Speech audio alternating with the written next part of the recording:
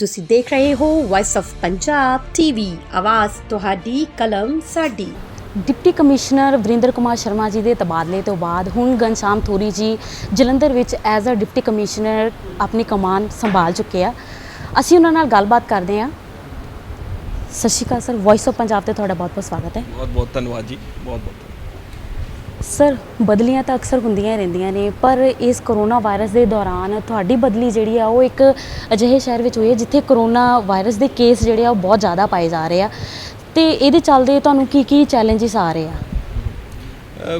ਕੋਵਿਡ-19 ਦੇ ਜਿਹੜੇ ਕੇਸਿਸ ਹੈ, ਤੁਸੀਂ ਦੇਖੋਗੇ ਕਿ ਨਾ ਹੀ ਸਿਰਫ ਪੰਜਾਬ, ਕਿਸੇ ਵੀ ਸਟੇਟ ਨੂੰ ਤੁਸੀਂ ਸ਼ਹਿਰਾਂ ਦੇ ਵਿੱਚ ਜਿਹੜੇ ਕੇਸ ਵੱਧ ਰਹੇ ਨੇ ਉਹਨਾਂ ਨੂੰ ਐਨਾਲਾਈਜ਼ ਕਰੋਗੇ ਤਾਂ ਤੁਸੀਂ ਪਾਓਗੇ ਕਿ ਇਹ ਪੋਪੂਲੇਸ਼ਨ ਦੀ ਪਰਸੈਂਟੇਜ ਦੇ ਵਿੱਚ ਵੱਧਦੇ ਨੇ। ਐਂਡ ਜਿੱਥੇ ਵੀ ਅਰਬਨ ਸੈਂਟਰ, ਮੰਨ ਲਓ ਕਾਰਪੋਰੇਸ਼ਨ ਟਾਊਨ ਵੱਡਾ ਹੈ, ਤੇ ਉੱਥੇ ਕੇਸ ਥੋੜ੍ਹੇ ਜਿਹੇ ਵੱਧ ਰਹਿਣਗੇ। ਇਹ ਸਿਰਫ ਇਹ ਇੱਕ ਜਨਰਲ ਟ੍ਰੈਂਡ ਦੇਖਿਆ ਗਿਆ ਕੰਟਰੀ ਦੇ ਵਿੱਚ। ਤੇ ਮੈਂ ਸਮਝਦਾ ਜਲੰਧਰ ਦੇ ਕੇਸ ਆ ਰਹੇ ਨੇ। ਅੱਜ ਵੀ ਮੈਂ ਸਵੇਰੇ ਵੀ ਦੇਖ ਰਿਹਾ ਸੀਗਾ, ਜਲੰਧਰ ਦੀ ਆਬਾਦੀ ਤੀਜੇ ਨੰਬਰ ਦੇ ਵਿੱਚ ਹੈ ਪੰਜਾਬ ਦੇ ਵਿੱਚ। ਟੈਸਟਿੰਗ ਸਾਡੀ ਜਲੰਧਰ ਦੀ ਦੂਜੇ ਨੰਬਰ 'ਤੇ। ਪੰਜਾਬ ਦੇ ਵਿੱਚ ਜਿਹੜੇ ਵੀ ਸ਼ਹਿਰਾਂ ਨੇ ਟੈਸਟ ਕੀਤੇ ਨੇ ਦੂਜੇ ਨੰਬਰ 'ਤੇ ਨੇ। ਕੇਸਿਸ ਸਾਡੇ ਜਿਹੜੇ ਪੋਜ਼ਿਟਿਵ ਹੈ ਉਹ 3rd ਨੰਬਰ 'ਤੇ ਨੇ, ਤੀਜੇ ਨੰਬਰ 'ਤੇ ਅਸੀਂ। ਤੇ ਸਾਡੀ ਕੋਸ਼ਿਸ਼ ਆਹੀ ਰਹੂਗੀ ਵੀ ਸਾਡੇ ਕੇਸਿਸ ਹੋਰ ਕੰਟਰੋਲ ਹੋਣ। ਉਸ ਤੋਂ ਵੀ ਜ਼ਿਆਦਾ ਸਾਡੀ ਇਹ ਕੋਸ਼ਿਸ਼ ਰਹਿੰਦੀ ਕਿ ਸਾਡੀ ਮੋਰਟੈਲਿਟੀ ਹੈ, ਡੈਥ ਰੇਟ ਹੈ ਸਾਡੀ ਜਿਹੜੀ ਹੈ, ਉਸ 'ਤੇ ਅਸੀਂ ਕਾਬੂ ਪਾਈਏ।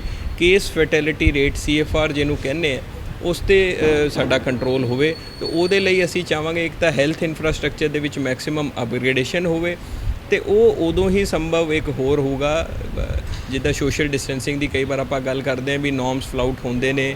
ਦੇਖਿਓ, ਲੋਕਾਂ ਦੀ ਲਾਈਵਲੀਹੁੱਡ ਹੈ, ਯੰਗ ਪੋਪੂਲੇਸ਼ਨ ਨੂੰ ਆਪਣੇ ਘਰਾਂ ਤੋਂ ਬਾਹਰ ਜਾਣਾ ਹੁੰਦਾ, ਕਈ ਵਾਰ ਸ਼ੌਪਸ ਦੇ ਉੱਤੇ, ਹਰੇਕ ਚੀਜ਼ ਹਰੇਕ ਕੋਈ ਬੰਦਾ ਕੰਟਰੋਲ ਨਹੀਂ ਕਰ ਸਕਦਾ।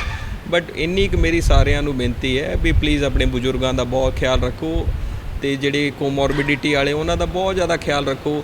ਜੇਕਰ ਉਹ ਖਿਆਲ ਰੱਖ ਲਾਂਗੇ ਤਾਂ ਆਪਾਂ ਸਾਡੀ ਜਿਹੜੀ ਮੋਰਟੈਲਿਟੀ ਰੇਟ ਹੈ ਉਹ ਜਿਹੜੀ ਹੈ ਬਹੁਤ ਘੱਟ ਜਾਊਗੀ। ਕੇਸਿਸ ਨੂੰ ਡੀਲ ਕਰਨ ਲਈ ਮੈਂ ਆਸ਼ਵਾਸਨ ਦਿਵਾਨਾ ਕਿ ਅਸੀਂ ਓਵਰਵੈਲਮ ਨਹੀਂ ਹੋਵਾਂਗੇ। ਇਹੀ ਸਾਡੀ ਟ੍ਰੇਨਿੰਗ ਹੈ ਬਤੌਰ ਡਿਪਟੀ ਕਮਿਸ਼ਨਰ, ਇਹੀ ਤਜਰਬਾ ਹੈ।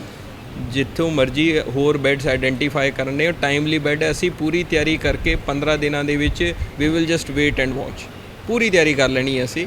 ਐਂਡ ਫਿਰ ਅਸੀਂ ਦੇਖਾਂਗੇ ਵੀ ਕਿੱਥੇ ਕੋਈ ਇਲਾਜ ਪੱਖੋਂ ਵਾਂਝਾ ਨਾ ਰਹਿ ਜਾਵੇ।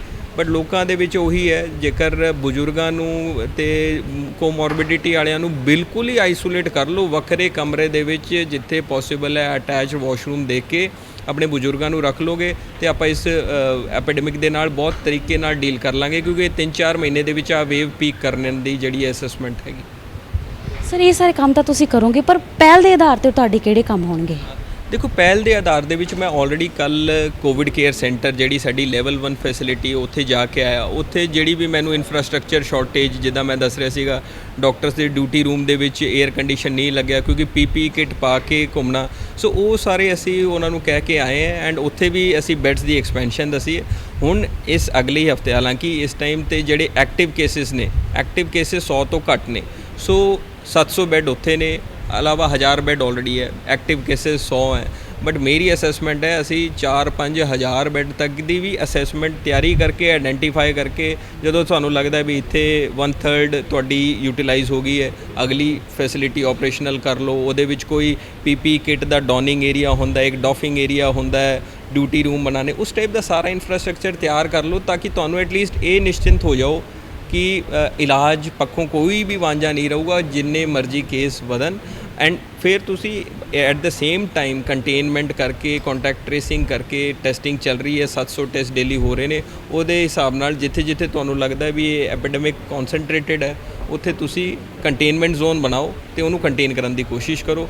ਸੋ ਇਹ ਸਾਡੀ ਕੋਵਿਡ ਨੂੰ ਲੈ ਕੇ ਟੌਪ ਪ੍ਰਾਇਰਟੀ ਹੈ। ਉਸ ਤੋਂ ਇਲਾਵਾ ਸਾਡਾ ਫਲੱਡ ਨੂੰ ਲੈ ਕੇ ਫੋਕਸ ਰਹੂਗਾ, ਐਂਡ NRIs ਇਸ਼ੂ ਹੈ ਇਸ ਜ਼ਿਲ੍ਹੇ ਦੇ ਸਪੈਸੀਫਿਕ। ਬਾਕੀ ਗੌਰਮੈਂਟ ਦੀ ਫਲੈਗਸ਼ਿਪ ਸਕੀਮਸ ਹੈ। ਉਸ ਤੋਂ ਇਲਾਵਾ ਰੂਟੀਨ ਜਿੱਥੇ ਪਬਲਿਕ ਦੀ ਫੁੱਟਫਾਲ ਹੈ, ਸੇਵਾ ਕੇਂਦਰ, ਫਰਦ ਕੇਂਦਰ, ਸਾਡੇ RT ਆਫਿਸਿਸ, ਰਜਿਸਟ੍ਰੇਸ਼ਨ ਆਫਿਸਿਸ, ਉਹਦੇ ਵਿੱਚ ਮੈਂ ਸਾਰਿਆਂ ਨੂੰ ਸਮਝਾਊ ਵੀ ਸਾਨੂੰ corruption free and timely delivery ਬਹੁਤ ਜ਼ਰੂਰੀ ਹੈ। ਸੋ ਉਸ 'ਤੇ ਸਾਡਾ ਫੋਕਸ ਹੈ। ਸਰ, NRIs ਦੇ ਰਿਲੇਟਡ ਤੁਸੀਂ ਗੱਲ ਕੀਤੀ, ਤੇ ਇੱਕ ਸਵਾਲ ਆ ਕਿ ਜਿਹੜੇ ਲੋਕ ਇੱਕ ਸਟੇਟ ਤੋਂ ਦੂਸਰੀ ਸਟੇਟ ਜਾਂਦੇ ਆ ਉਹਨਾਂ ਨੂੰ ਹੋਮ ਕੁਆਰੰਟਾਈਨ ਕੀਤਾ ਜਾਂਦਾ, ਪਰ ਜਿਹੜੇ NRIs ਆਉਂਦੇ ਆ ਤੇ ਉਹਨਾਂ ਨੂੰ ਮਤਲਬ ਹੋਟਲਸ ਦੇ ਵਿੱਚ ਹੀ ਕੁਆਰੰਟਾਈਨ ਕਰਨ ਲਈ ਕਿਹਾ ਜਾਂਦਾ ਹੈ। ਤੇ ਆਪਾਂ ਇਹ ਕਹਿ ਸਕਦੇ ਕਿ ਹਰ ਬੰਦਾ ਜਿਹੜਾ ਬਾਹਰੋਂ ਆਉਂਦਾ ਆ ਉਹ ਇੰਨਾ ਵੀ ਅਮੀਰ ਨਹੀਂ ਹੁੰਦਾ, ਇੰਨਾ ਵੀ ਤੇ ਤੁਹਾਨੂੰ ਨਹੀਂ ਲੱਗਦਾ ਕਿ ਕਿਤੇ ਨਾ ਕਿਤੇ ਉਹਨੂੰ ਕਿਤੇ ਮੁਸ਼ਕਲ ਦਾ ਸਾਹਮਣਾ ਜਿਹੜਾ ਉਹ ਕਰਨਾ ਪੈ ਰਿਹਾ ਕਿ ਫਾਈਨੈਂਸ਼ੀਅਲੀ ਬੇਸ 'ਤੇ ਜੇ ਅਸੀਂ ਗੱਲ ਕਰੀਏ ਜਾਂ ਵੈਸੇ ਵੀ? ਜਿਹੜਾ ਹੋਟਲ ਦੇ ਵਿੱਚ ਕੁਆਰੰਟੀਨ ਕਰਨ ਦੀ ਜਿਹੜੀ ਆ ਚੋਇਸ ਹੈ, ਉਹ ਚੋਇਸ ਹੈ, ਉਹ ਮੈਂਡੇਟਰੀ ਨਹੀਂ ਹੈ। ਸੋ ਜਿਹੜੇ ਹੋਟਲਸ ਅਸੀਂ ਨੋਟੀਫਾਈ ਕੀਤੇ, ਉਹਨਾਂ ਦੀ ਰੇਟ ਨੋਟੀਫਾਈ ਕੀਤੇ, ਉਹ NRI ਲਈ ਹੈ ਕਿ ਜਿਨ੍ਹਾਂ ਦੀ ਪੇ ਕਰਨ ਦੀ ਕੈਪੈਸਿਟੀ ਹੈ ਤੇ ਉਹ ਚਾਹੁੰਦੇ ਵੀ ਸਾਨੂੰ 에ਅਰ ਕੰਡੀਸ਼ਨਡ ਕਮਰਾ ਚਾਹੀਦਾ, ਤਾਂ ਉਹ ਰੇਟ ਹੈ। ਉਹ ਐਦਾਂ ਨਹੀਂ ਜੇਕਰ ਕੋਈ ਬਾਹਰ ਗਿਆ ਹੋਇਆ ਲੇਬਰ ਦਾ ਕੰਮ ਉੱਥੇ ਕਰਦੇ ਨੇ, ਇੱਥੇ ਆਏ ਉਹ ਨਹੀਂ ਅਫੋਰਡ ਕਰ ਸਕਦੇ, ਉਹਨਾਂ ਨੂੰ ਅਸੀਂ ਫ੍ਰੀ ਫੈਸਿਲਿਟੀ ਕੁਆਰੰਟੀਨ ਦੀ ਦੇ ਰਹੇ ਹਾਂ ਜ਼ਿਲ੍ਹੇ ਦੇ ਵਿੱਚ। ਭਾਵੇਂ ਉਹ NRI ਬਾਹਰ ਤੋਂ ਆ ਰਹੇ ਨੇ ਬਟ ਨਹੀਂ ਅਫੋਰਡ ਕਰ ਸਕਦੇ, ਉਹਨਾਂ ਨੂੰ ਫ੍ਰੀ ਦੇਵਾਂਗੇ। ਪਰ ਠੀਕ ਉੱਥੇ 에ਅਰ ਕੰਡੀਸ਼ਨਡ ਕਮਰਾ ਨਹੀਂ ਹੋਊਗਾ, ਜਿੱਦਾਂ ਅਸੀਂ ਨਾਰਮਲ ਡੋਮੈਸਟਿਕ ਲੋਕਾਂ ਨੂੰ ਕੁਆਰੰਟੀਨ ਕਰਦੇ ਉਹ ਫੈਸਿਲਿਟੀ ਦੇ ਵਿੱਚ ਰੱਖਾਂਗੇ। ਸੋ ਉਹ ਜ਼ਬਰਦਸਤੀ ਕਿਸੇ ਨਾਲ ਨਹੀਂ ਕੀਤੀ ਜਾਊਗੀ। ਸਰ, ਲਗਾਤਾਰ ਸਰਕਾਰ ਵੱਲੋਂ ਇਹ ਅਪੀਲ ਕੀਤੀ ਜਾਂਦੀ ਲੋਕਾਂ ਨੂੰ ਵੀ ਤੁਸੀਂ ਸਾਨੂੰ ਸਹਿਯੋਗ ਦਿਓ ਤਾਂ ਕਿ ਅਸੀਂ ਇੱਕ ਦੂਜੇ ਨਾਲ ਹੱਥ ਵਡਾ ਕੇ ਇਸ ਕੋਵਿਡ ਤੋਂ ਕੁਛ ਹੱਦ ਤੱਕ ਜਿੱਤ ਪਾ ਸਕੀਏ, ਪਰ ਕੁਝ ਲੋਕਾਂ ਵੱਲੋਂ ਲਗਾਤਾਰ ਸਰਕਾਰ ਤੇ ਪ੍ਰਸ਼ਾਸਨ ਦੇ ਹੁਕਮਾਂ ਦੀਆਂ ਧੱਜੀਆਂ ਉਡਾਈਆਂ ਜਾਂਦੀਆਂ। ਉਹਨਾਂ ਲੋਕਾਂ ਦੇ ਬਾਰੇ ਤੁਹਾਡਾ ਕੀ ਕਹਿਣਾ? ਉਹਨਾਂ ਲੋਕਾਂ ਨੂੰ ਤੁਸੀਂ ਕੀ ਅਪੀਲ ਕਰਨਾ ਚਾਹੁੰਦੇ ਹੋ? ਇੱਕ ਤਾਂ ਦੇਖੋ, ਹੁਣ ਅਵੇਅਰਨੈਸ ਲੈਵਲ ਕਾਫੀ ਵੱਧ ਗਏ ਨੇ। ਹੁਣ ਕਰੰਟਲੀ ਮਿਸ਼ਨ ਫਤਿਹ ਚੱਲ ਰਿਹਾ ਅਵੇਅਰਨੈਸ ਲਈ, ਚਲਾਨ ਚੱਲ ਰਹੇ ਨੇ 7000 ਚਲਾਨ ਜਿੱਦਾਂ ਮੈਨੂੰ ਜਿਹੜੀ ਅਸੈਸਮੈਂਟ ਕਰਾਈ ਗਈ ਪੁਲਿਸ ਵੱਲੋਂ ਹੈ। ਹੁਣ ਅਸੀਂ BDOs ਨੂੰ, ਤਹਿਸੀਲਦਾਰਾਂ ਨੂੰ ਦੇ ਦਿੱਤੇ ਨੇ ਐਂਡ ਈਵਨ ਸੈਕਟਰ ਮੈਜਿਸਟ੍ਰੇਟਸ ਨੂੰ ਵੀ ਕਹਾਂਗੇ ਵੀ ਉਹ ਵੀ ਚਲਾਨ ਕਰਨਗੇ।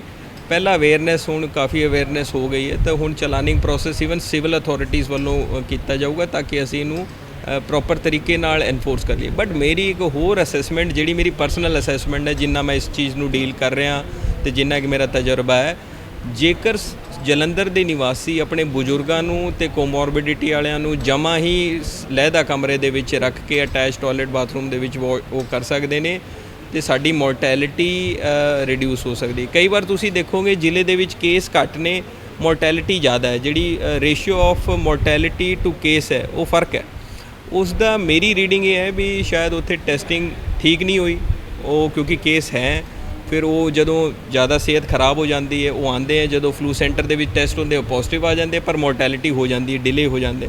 ਸੋ ਇੱਕ ਤਾਂ ਉਹਨਾਂ ਨੂੰ ਆਈਸੋਲੇਟ ਕਰਕੇ ਰੱਖੋ। ਤੁਹਾਨੂੰ ਮਾਈਲਡ ਸਿੰਪਟਮ ਵੀ ਆਉਂਦਾ ਹੈ ਤਾਂ ਫਲੂ ਸੈਂਟਰ ਦੇ ਵਿੱਚ ਟੈਸਟ ਕਰਾ ਲਓ, ਕਿਉਂਕਿ ਟੈਸਟਿੰਗ ਕੈਪੈਸਿਟੀ ਅੱਜ ਦੀ ਡੇਟ 'ਚ ਡਾਕਟਰਸ ਨੂੰ ਜਾਣਾ ਪੈ ਰਿਹਾ, ਲੋਕਾਂ ਨੂੰ ਕਨਵਿੰਸ ਕਰਨਾ ਪੈ ਰਿਹਾ ਵੀ ਟੈਸਟ ਕਰਾਓ।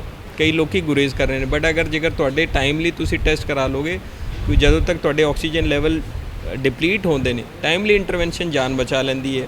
ਮੈਂ ਜਿਹੜੇ ਕੇਸ ਮੋਰਟੈਲਿਟੀ ਦੀ ਪਰਸਨਲੀ ਐਨਾਲਾਈਜ਼ ਕੀਤੇ, ਉਹਨਾਂ ਨੇ ਹਸਪੀਟਲ ਰਿਪੋਰਟ ਹੀ ਉਦੋਂ ਕੀਤਾ ਜਦੋਂ ਪਲਸ ਆਕਸੀਮੀਟਰ ਉਹਨਾਂ ਦੇ ਲਗਾਇਆ ਗਿਆ ਤੇ ਉਹਨਾਂ ਦੇ ਆਕਸੀਜਨ ਕਨਸੈਂਟ੍ਰੇਸ਼ਨ ਲੈਵਲ ਹੀ 50 ਤੋਂ 60% ਰਹਿ ਗਿਆ ਸੀਗਾ, ਵਿਚ ਇਜ਼ ਵੈਰੀ ਡੇਂਜਰਸ। ਸੋ ਉਸ 'ਤੇ ਜਿਹੜਾ ਹੈਗਾ ਮੈਂ ਅਪੀਲ ਕਰਨਾ ਚਾਹਾਂਗਾ ਵੀ ਬਜ਼ੁਰਗਾਂ ਦਾ ਖਾਸ ਖਿਆਲ ਰੱਖੋ, ਕੋਮੋਰਬਿਡਿਟੀ ਦਾ ਖਿਆਲ। ਤੁਹਾਨੂੰ ਲੱਗਦਾ ਸਿੰਪਟਮ ਆ ਗਏ ਹੈ ਤੇ ਇਮੀਡੀਏਟਲੀ ਫਲੂ ਸੈਂਟਰ ਰਿਪੋਰਟ ਕਰਕੇ ਟੈਸਟ ਕਰਾਓ ਤਾਂ ਆਪਾਂ ਜਾਨਾਂ ਬਚਾਈਏ। ਐਂਡ ਦੂਜੇ ਪਾਸੇ ਅਸੀਂ ਲੱਗੇ ਹੋਏ ਵੀ ਕਿਸੇ ਟਾਈਪ ਦੇ ਵਿੱਚ ਕੋਈ ਸ਼ਾਰਟੇਜ ਨਾ ਹੋਵੇ ਹੈਲਥ ਇਨਫਰਾਸਟ੍ਰਕਚਰ ਦੀ। ਬਹੁਤ ਬਹੁਤ ਧੰਨਵਾਦ ਸਰ ਤੁਹਾਡਾ। ਇਸੀ ਸਾਡੇ ਨਾਲ ਨਵ ਨਿਯੁਕਤ DC ਘਨਸ਼ਾਮ ਤੋਰੀ ਜੀ, ਜਿਨ੍ਹਾਂ ਨੇ ਸਾਡੇ ਨਾਲ ਗੱਲਬਾਤ ਕੀਤੀ ਤੇ ਕਿਹਾ ਕਿ ਲੋਕਾਂ ਨੂੰ ਅਵੇਅਰ ਵੀ ਕੀਤਾ ਤੇ ਨਾਲ ਦੇ ਨਾਲ ਇਹ ਕਿਹਾ ਕਿ ਆਪਣੇ ਬਜ਼ੁਰਗਾਂ ਤੇ ਬੱਚਿਆਂ ਦਾ ਖਾਸ ਕਰ ਧਿਆਨ ਰੱਖੋ ਤੇ ਜਿੰਨੇ ਵੀ ਟਾਈਮ ਟੂ ਟਾਈਮ ਜ਼ਰੂਰੀ ਜਿਹੜੇ ਆ ਉਹ ਫੈਸਲੇ ਮੈਂ ਲੈਂਦਾ ਰਹਾਂਗਾ। ਕੈਮਰਾਮੈਨ ਅਮਿਤ ਦੇ ਨਾਲ ਮਮਤਾ, ਵੌਇਸ ਆਫ ਪੰਜਾਬ, ਜਲੰਧਰ।